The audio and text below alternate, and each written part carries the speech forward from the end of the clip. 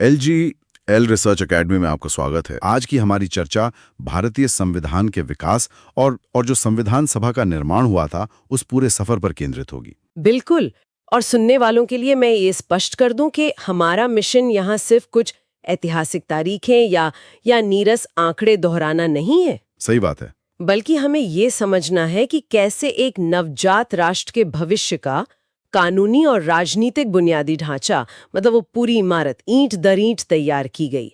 ये चर्चा उन सभी के लिए है जो इतिहास के तथ्यों को बस रटने के बजाय उनके पीछे के कारणों को एक दिलचस्प तरीके से समझना चाहते हैं। और दिलचस्प बात यह है कि इस पूरी प्रक्रिया की शुरुआत किसी महान लोकतांत्रिक आदर्श से नहीं हुई थी। एकदम सही कहा आपने।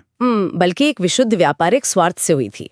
मतलब हमें सीधे 1773 के दौर को देखना होगा। हाँ, 1773 का वो समय बहुत ही अहम है। तो आइए इसे थोड़ा विस्तार से समझते हैं। वैसे संविधान लिखित भी हो सकता है जैसे हमारा भारत का है, और अलिखित भी हो सकता है जैसे ब्रिटेन। यात्रा को समझने के लिए हमें उस दौर में जाना होगा जब ये तय होना शुरू हुआ कि शासन लिखित नियमों से चलना चाहिए, किसी शासक के मनमाने फैसलों से नहीं। और 1757 में प्लासी की लड़ाई और 1764 में बक्सर का युद्ध हो चुका था। जी। इन दोनों युद्धों के बाद बंगाल पर ब्रिटिश ईस्ट इंडिया कंपनी का पूरी तरह से कब्जा हो गया था। अब यहाँ पर मेरा एक नजरिया है और मैं चाहूंगी कि इस पर थोड़ी चर्चा हो। बिल्कुल, बताइए। ये जो कंपनी का कब्जा था, ये कोई भलाई का काम या कोई समाज सेवा तो थी नहीं। बिल्कुल नहीं, दूर दूर तक नहीं। ये तो पूरी तरह से एक कॉर्पोरेट टेकओवर जैसा था। मतलब एक व्यापारिक कंपनी अपने मुनाफे के लिए एक पूरे सूबे पर कब्जा कर रही थी और फिर अचानक 1773 में वो एक रेगुलेटिंग एक्ट लेकर आती है। हाँ। तो क्या ये सिर्फ अपने प्रशासन को और अधिक मुनाफे के लिए कसने का तरीका नहीं था? 100%। ये एक कॉर्पोरेट टेकओवर ही था। यहाँ जो सबसे आकर्षक बात है वो ये है कि कैसे एक स्वार्थी मकसद से उठाया गया कदम अनजाने में ही इतिहास की दिशा बदल देता है। वो कैसे? देखिए, ईस्ट इंडिया कंपनी के अधिकारी भारत में बेहिसाब पैसा कमा रहे थे, लेकिन खुद कंपनी ब्रिटेन में दिवालिया होने की कगार पर पहुंच गई थी। अरे, मतलब अधिकारी अमीर हो रहे थी और कंपनी गरीब? बिल्कुल। इसलिए ब्रिटिश संसद ने इस कंपनी को रेगुलेट करने यानी नियंत्रित करने के लिए 1773 का रेगुलेटिंग एक्ट पारित किया। अच्छा, तो ये एक्ट भारत के लोगों के लिए नहीं बल्कि कंपनी के लिए था। एकदम सही। उनका भारत के लोगों को कोई संवैधानिक अधिकार देने का कोई इरादा नहीं था, लेकिन इस एक्ट के जरिए उन्होंने अनजाने में ही भारत के संवैधानिक विकास की पहली सीढ़ी का निर्माण कर दिया। मतलब पहली बार भारत में शासन को लिखित नियमों के तहत चलाने की परंपरा शुरू हुई। हाँ, और इसी एक्ट के तहत व्यवस्था को कानूनी रूप देने के लिए 1774 में कोलकाता में एक सुप्रीम कोर्ट की स्थापना भी की गई। हाँ, और स्रोत के अनुसार कलकत्ता में बने इस पहले सुप्रीम कोर्ट के मुख्य न्यायाधीश सर एलिजा इम्पे थे। जी, सर एलिजा इम्पे। तो एक व्यापारिक कंपनी को नियंत्रित करने के लिए कानून बने और अदालतें स्थापित हुईं, लेकिन 1773 के इन शुरुआती कानूनों से लेकर उस बड़े कानून तक का सफर जिसने हमारे आज के संविधान का मुख्य ढांचा तैयार किया, उसमें एक बड़ा तार्किक सवाल उठता है। वो क्या? हम 1935 के भारत शासन अधिनियम की बात कर रहे हैं। स्रोत स्पष्ट रूप से कहता है कि हमारे आज के भारतीय संविधान का लगभग 60% हिस्सा इसी 1935 के अधिनियम से लिया गया है। हाँ, ये एक बहुत ही महत्वपूर्ण तथ्य है। लेकिन एक मिनट, यहाँ एक बहुत बड़ा विरोधाभास नजर आता है। मतलब भारतीयों ने इतनी लंबी आजादी की लड़ाई लड़ी, अंग्रेजों के खिलाफ इतना लंबा संघर्ष किया, और जब अपना कानून बनाने की बारी आई तो हमने उन्हीं का बनाया 60% ढांचा कॉपी कर लिया। क्या उस समय के नेताओं ने इसका विरोध नहीं किया? ये तो उसी बोर्ड गेम का पुराना ब्रिटिश वर्जन लागू करने जैसा हो गया ना। हाँ, ये एक बहुत ही वाजिब और अक्सर पूछा जाने वाला सवाल है। सतह से देखने पर यह सच में अजीब लग सकता है। बिल्कुल। लेकिन अगर हम इसे गहराई से देखें तो यह हमारे संविधान निर्माताओं की व्यावहारिकता को दर्शाता है। इसे ऐसे समझा जा सकता है कि 1935 का अधिनियम उस बोर्ड गेम का एक बीटा वर्जन था। Beta version? हाँ, मतलब एक टेस्टिंग फेज। हाँ, कुछ वैसा ही। 1935 तक आते आते ब्रिटिश सरकार ने भारत में एक ऐसा संघीय और प्रशासनिक ढांचा तैयार कर दिया था जिससे भारत की जनता, यहाँ का प्रशासन और खुद भारतीय नेता थोड़ा बहुत वाकिफ हो चुके थे। ये बात तो है। वो सिस्टम से परिचित हो गए थे। बिल्कुल। अब देखिए, संविधान निर्माताओं के सामने एक पूरा देश चलाने की चुनौती थी, ना कि सिर्फ आदर्शों पर लंबी लंबी बहस करने की। सही कहा। उन्होंने अंधविरोध के बजाय स्थिरता को चुना। जो चीजें प्रशासन के लिए पहले से कारगर थीं, जैसे कि न्यायपालिका का ढांचा, लोक सेवा आयोग या केंद्र और राज्यों के बीच शक्तियों का बंटवारा, उन्हें अपना लेने में समझदारी थी। हाँ, ये एक बहुत ही परिपक्व दृष्टिकोण था जो देश को किसी अचानक हुए प्रशासनिक शून्य या अराजकता से बचाने के लिए जरूरी था। एकदम सही। ये तर्क समझ में आता है। जमीन पर जो काम कर रहा है उसे एकदम से उखाड़ फेंकने से तो पूरी व्यवस्था ही चरमरा सकती थी। बिल्कुल चरमरा जाती। और इसी 1935 के अधिनियम की कुछ और भी बहुत महत्वपूर्ण बातें हैं जिनका प्रभाव आज तक है। जैसे कि इसी अधिनियम के द्वारा म्यांमार, जिसे तब बर्मा कहा जाता था, उसे प्रशासनिक रूप से भारत से अलग किया गया था। जी हाँ, वो पहले ब्रिटिश भारत का हिस्सा हुआ करता था। और एक और बहुत बड़ा मील का पत्थर इसी अधिनियम के तहत स्थापित हुआ था। आप रिजर्व बैंक की बात कर रही हैं? बिल्कुल। आज जो हमारी अर्थव्यवस्था की धुरी है, भारतीय रिजर्व बैंक यानी आरबीआई, 1 अप्रैल 1935 को भारत में रिजर्व बैंक की स्थापना भी इसी 1935 के भारत शासन अधिनियम के तहत ही हुई थी। तो ये साफ देखा जा सकता है कि आज के भारत की कई महत्वपूर्ण संस्थाओं और भौगोलिक सीमाओं की नींव उसी दौर में रखी जा चुकी थी। हाँ, तो 1935 के कानून ने एक प्रशासनिक ढांचा तो दे दिया, लेकिन उसके बाद दूसरे विश्व युद्ध ने दुनिया को बदल कर रख दिया। बहुत बड़े स्तर पर बदलाव हुए थे। बिल्कुल। भारत छोड़ो आंदोलन हुआ और ये स्पष्ट हो गया कि अब भारतीयों को अंग्रेजों का दिया कानून नहीं, बल्कि अपना खुद का बनाया कानून चाहिए था। एकदम सही। एक बार जब पुराना ब्लूप्रिंट समझ आ गया, तो अब बारी थी भारतीयों द्वारा खुद अपना भविष्य तय करने की। और फिर जुलाई 1946 में कैबिनेट मिशन भारत आया। और इसी मिशन के तहत भारतीय संविधान निर्माण के लिए अंततः संविधान सभा का गठन किया गया। हाँ, और इस सभा का गठन करना कोई साधारण काम तो था नहीं। बिल्कुल नहीं। पूरे भारत की विशाल विविधता को एक ही छत के नीचे लाना था। स्रोत के आंकड़े बताते हैं कि संविधान सभा में शुरुआत में कुल 389 यानी 389 सदस्य थे। 389 सदस्य। हाँ, अब ये संख्या कैसे बटी हुई थी, ये समझना उस समय के भारत की राजनीतिक जटिलता को समझने के लिए बहुत जरूरी है। इन 389 सदस्यों में से 292 सदस्य ब्रिटिश प्रांतों से आए थे। ब्रिटिश प्रांत मतलब वो बड़े इलाके जहां सीधे अंग्रेजों का शासन चलता था। हाँ, और जहां प्रांतीय विधानसभाएं मौजूद थीं। रुकिए, तो ये तो ब्रिटिश प्रांत हो गए। इसके अलावा स्रोत में जिक्र है कि 93 प्रतिनिधि देशी रियासतों से आए थे और 4 प्रतिनिधि चीफ कमिश्नरी क्षेत्रों से थे। जी। अब देशी रियासतें तो समझ आती हैं कि वहां राजा रजवाड़ों का शासन था, लेकिन ये चीफ कमिश्नरी क्षेत्र क्या थे? क्या ये आज के समय के किसी प्रशासनिक ढांचे से मेल खाते हैं? हाँ, ये एक बहुत ही सटीक तुलना होगी। उस समय के चीफ कमिश्नरी क्षेत्र लगभग आज के केंद्र शासित प्रदेशों यानी यूनियन टेरिटरीज की तरह थे। अच्छा। ये वो छोटे लेकिन रणनीतिक रूप से महत्वपूर्ण इलाके थे जो किसी बड़े प्रांत का हिस्सा नहीं थे, बल्कि सीधे गवर्नर जनरल के अधीन एक चीफ कमिश्नर द्वारा चलाए जाते थे। तो इनमें कौन-कौन से इलाके शामिल थे? इनमें दिल्ली, अजमेर मेरवाड़ा, कुर्ग और ब्रिटिश बलूचिस्तान शामिल थे। समझ गए। तो ब्रिटिश प्रांत, देशी रियासतें और चीफ कमिश्नरी क्षेत्र, इन सबको मिलाकर 389 खिलाड़ियों की वो टीम बनी जिसे इस नए देश की रूल बुक तैयार करनी थी। बिल्कुल, बहुत उथल पुथल भरा था। 9 दिसंबर 1946 ये वो ऐतिहासिक तारीख थी जब संविधान सभा की पहली बैठक हुई, लेकिन मुस्लिम लीग ने इस बैठक का पूरी तरह से बहिष्कार कर दिया। जी, उन्होंने हिस्सा नहीं लिया। वे एक अलग देश पाकिस्तान की मांग पर अड़े थे। अब जरा उस समय के माहौल का विश्लेषण किया जाए। इतनी मेहनत से पूरे देश से चुनकर एक सभा बुलाई गई और पहले ही दिन इतना बड़ा राजनीतिक गतिरोध। बहुत बड़ी चुनौती थी ये। ऐसे में तो पूरा का पूरा बोर्ड गेम ही शुरू होने से पहले ठप पड़ जाना चाहिए था। सभा ने इस बहिष्कार के बीच काम कैसे चालू रखा? यहीं पर संविधान सभा के नेतृत्व की राजनीतिक सूझबूझ दिखाई देती है। अगर हम इसे बड़ी तस्वीर से जोड़कर देखें तो ये समय भारी राजनीतिक अस्थिरता और सांप्रदायिक तनाव का था। हाँ, दंगे भी हो रहे थे। बिल्कुल, लेकिन नेताओं ने बेहतरीन क्राइसिस मैनेजमेंट का उदाहरण पेश किया। उन्होंने प्रक्रिया को टूटने नहीं दिया।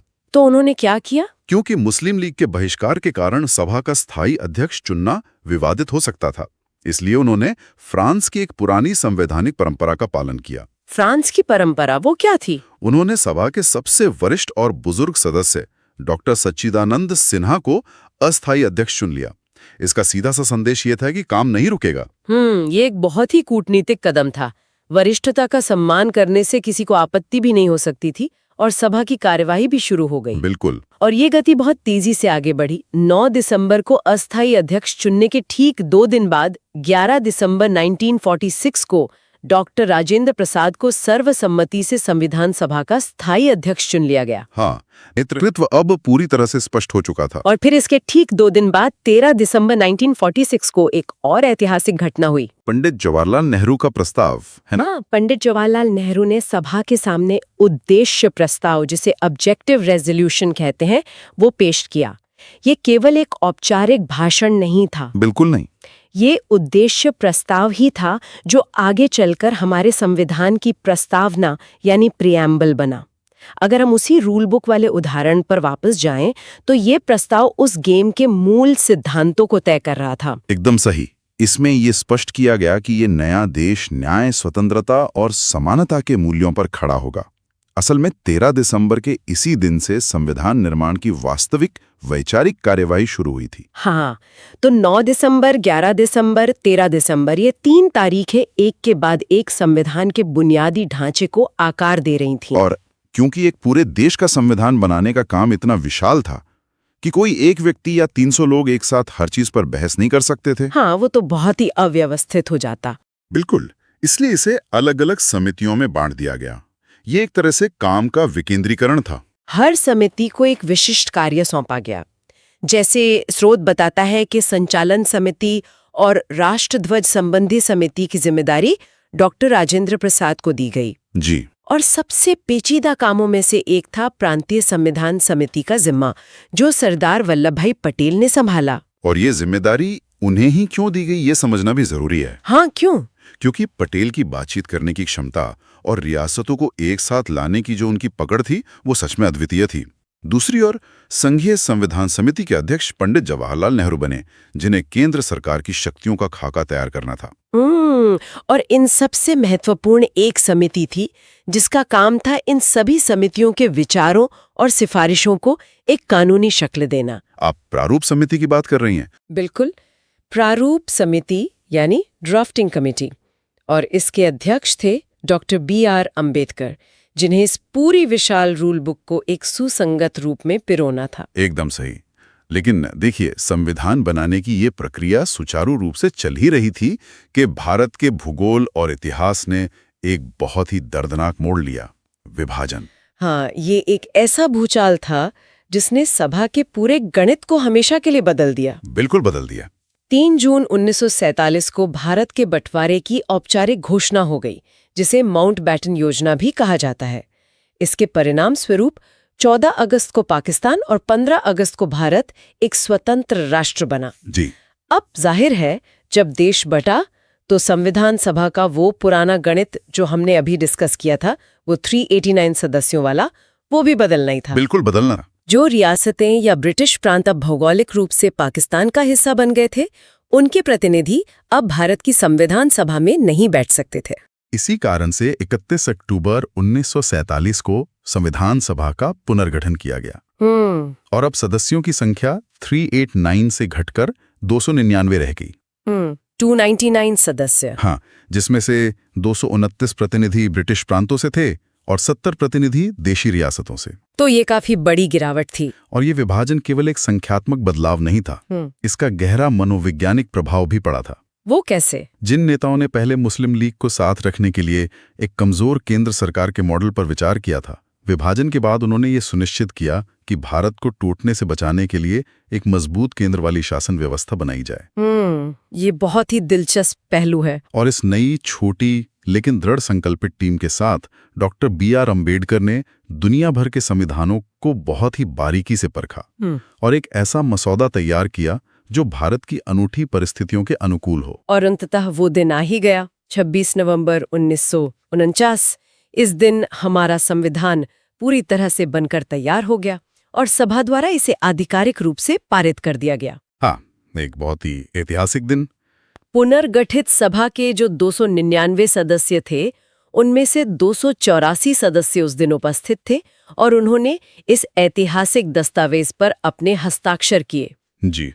इसीलिए ये हमेशा याद रखना चाहिए कि 26 नवंबर को भारत में संविधान दिवस के रूप में मनाया जाता है, लेकिन यहाँ एक बहुत ही बड़ा तार्किक सवाल खड़ा होता है। अच्छा, वो क्या?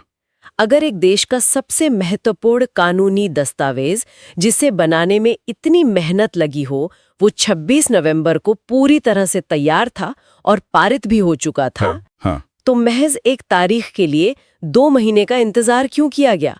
इसे उसी दिन पूरी तरह लागू क्यों नहीं कर दिया गया? 26 जनवरी 1950 तक रुकने का क्या औचित्य था? ये एक बहुत ही शानदार विश्लेषण है और इसका जवाब हमें ये बताता है कि एक राष्ट्र केवल कानूनों और ठंडे कागजों से नहीं चलता है। बिल्कुल। एक राष्ट्र अपने ऐतिहासिक स्मृतियों, संघर्षों और जनता की भावनाओं से भी चलता है। इस फैसले के पीछे 20 साल पुराना एक इतिहास था। 20 साल पुराना? हाँ, 26 जनवरी 1930 को भारतीय राष्ट्रीय कांग्रेस ने रावी नदी के तट पर पहली बार पूर्ण स्वराज्य यानी पूर्ण स्वतंत्रता की घोषणा करते हुए पहला स्वतंत्रता दिवस मनाया था। अरे हाँ।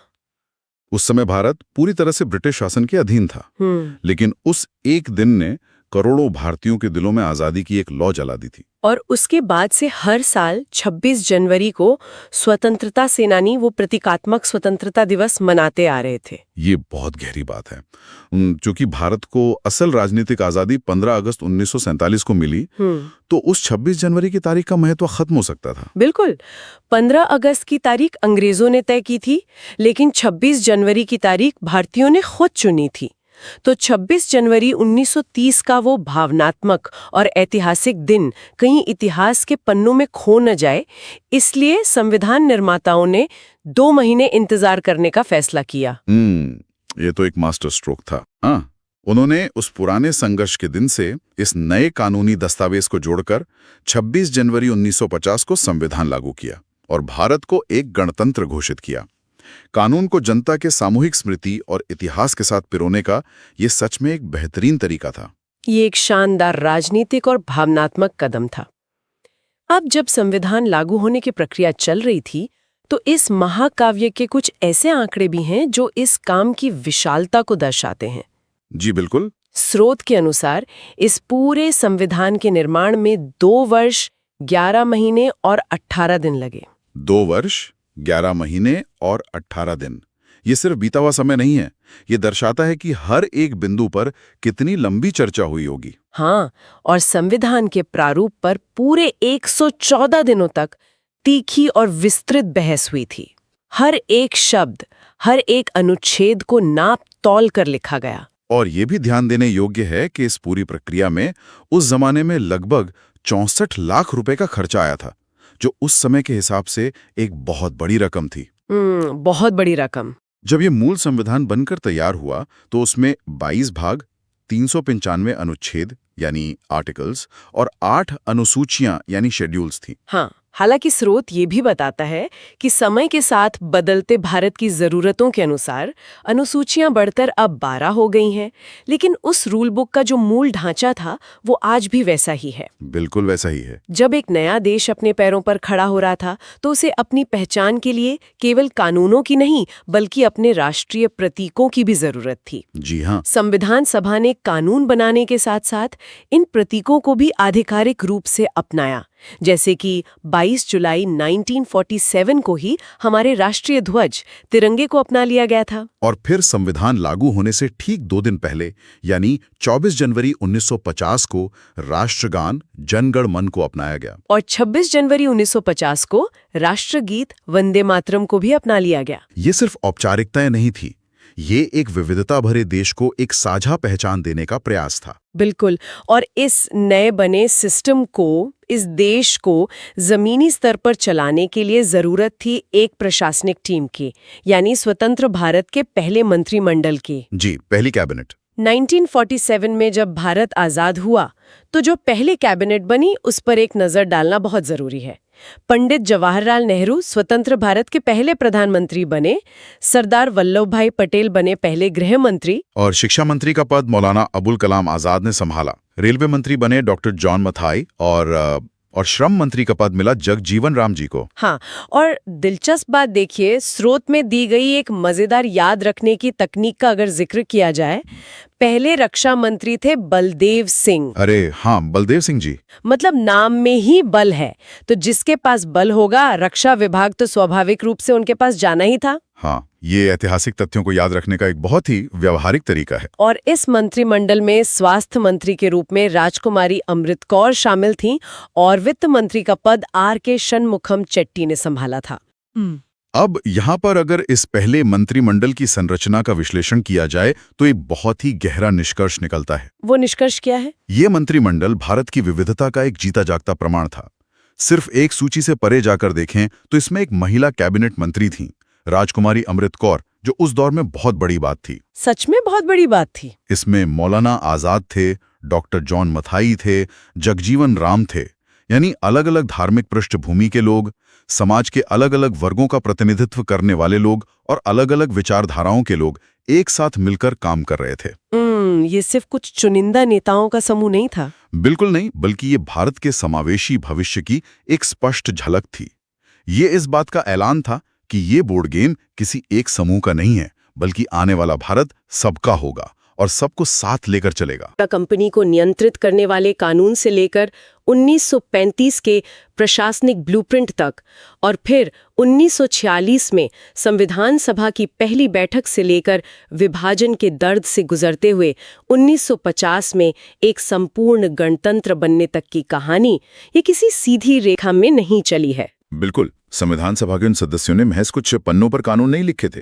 उन्होंने वास्तव में इतनी विविधताओं, इतनी भाषाओं और इतने अलग अलग विचारों वाले इस विशाल देश को एक सूत्र में पिरोने का एक ऑपरेटिंग सिस्टम तैयार किया था। एक ऑपरेटिंग सिस्टम? हाँ, एक ऐसा ऑपरेटिंग सिस्टम जो इतना लचीला था कि आने वाले समय के साथ खुद को अपडेट कर सके, और इतना मजबूत था कि देश के मूल ढांचे को बिखरने न दे। और आज इतने दशकों बाद भी वो रूल बुक, वो ऑपरेटिंग सिस्टम इस विशाल देश को सफलतापूर्वक चला रहा है। सुनने वालों के लिए मैं एक विचार छोड़ना चाहूंगी। बिल्कुल।